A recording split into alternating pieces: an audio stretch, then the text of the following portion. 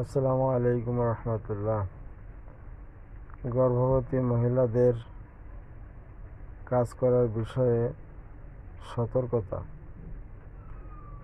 সাধারণত ডাক্তারগণ বলেন, গর্ভবতী মহিলারা যদি কাজ করে তাহলে তাদের বাচ্চা প্রসবের সময় সুন্দরভাবে বাচ্চা প্রসব করতে পারবে।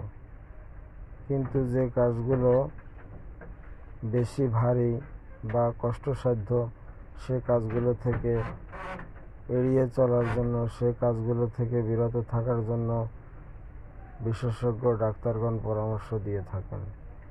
তাই আমরা যারা গর্ভবতী মা আছি তারা উক্ত বিষয়গুলো বিবেচনা করে একেবারেই সব কাজ থেকে বিরত থাকব না, এবং যে কাজগুলো পারি সাধ্যের ভিতরে, সামর্থ্যের ভিতরে সেই কাজগুলো আমরা করব। ধন্যবাদ।